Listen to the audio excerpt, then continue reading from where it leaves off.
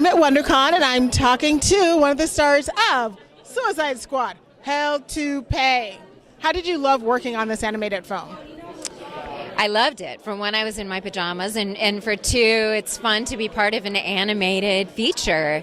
I don't know why it's so fun to see myself drawn as somebody other than myself, but I really enjoyed it, and I enjoyed that this character is similar to other characters I've enjoyed to play. You know, she's a bit sarcastic, a bit unsympathetic, and Killer Frost. How fun is that? Who doesn't love a badass bitch? I know, who doesn't love a badass bitch? I couldn't agree with you more. I find it fascinating. DC Universe does female characters so well. They're so strong. They have their own backstories, and they're independent often of being about a man. Right.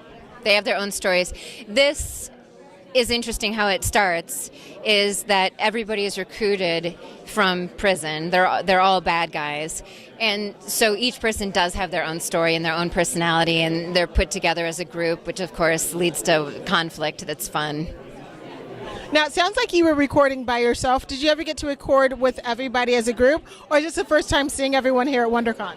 This is the first time, and after I watched the screener this week, I had to go to IMDb to see who played everybody else before I met them.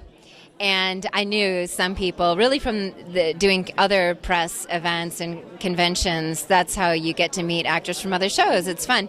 But yeah, we weren't together in any way, and it is a shame. I did one voiceover for Justice League where we were in the same room, and it's more like a play, and that is neat. I've always found that fascinating when you hear the voice actors. Some do it with people all the time, some do it alone. Some seem to have a studio in their house or something. Yes, Julie has a studio in her house, which to me is the height of wonderful, that I could work that way. Sign me up. That's a baller move. Yeah, that's a baller move. Now, you are back here at WonderCon. You've been here for numerous shows. What do you love about doing animated fans? Because often they don't necessarily know who the person is until they come and see it at the con, or if they look you up on IMDb. I did notice, we just did our signing before this, that there was the... You know, I did see a lot of that, and I am newer to the animated world, so I didn't know that would happen, and that is fun. I assume that people in a genre, like, it wouldn't be a huge stretch that someone who liked this might have seen True Blood, right? So there was quite a bit of that. It's nice. We geeks love all things geek. That's it. Me too. Now, have you seen any of the other DC Universe animated films? Probably, but to be honest, it's hard for me to keep track because I haven't seen them in comic book form. I'm not a reader in that way, so I don't know who's DC and who isn't. I have a hard time keeping track. Now, when you were encapsulating Killer Frost, did you read the graphic novels? How did you sort of get the personality of her? Because she changes from TV, from movies, from comic book. It seems like everyone who draws her has a different interpretation of what Killer Frost is about. Yeah, that's always a scary question for me because it's kind of like, did you do research? And I feel like I should go, yes. I studied her for years. I didn't. I Googled her, what she would look like, and was like, oh, fun.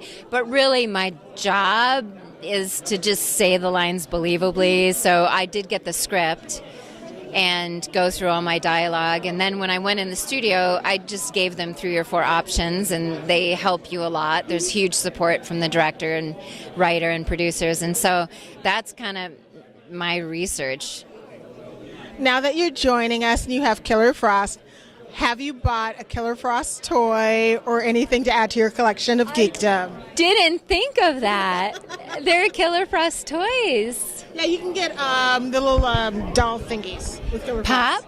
Yes. Maybe? Okay, because there's her. a Pam Pop, True Blood, which is the first time I knew what it was. They sent me it was just a courtesy. I didn't have rights to refuse it, but they said, are you okay with this? And I'd never seen a Pop before, and I thought it was so funny. I wrote back and said, cute, but does it make my head look fat? What? No, you do not look like you have a fat head. There's no way to get full head. head. They are all head. This is so funny. The head's bigger than her whole height. Whole body, yeah. Right, and then there's also a Maleficent pop. So this is fun. I could add a Killer Frost. So now you have 3. I could have 3. Oh my gosh, that is so cool. Thank you so much for talking with me. Thank you. Congratulations on DC Universe Suicide Squad Hell to Bay. Yep. And coming back to 27th. the geek world. Yes, thank you. I love the geek world. I'll be seeing you tonight at the premiere here at WonderCon. Enjoy it. Thank you. Thank you so much. Thank you. Oh my gosh, that was so cool.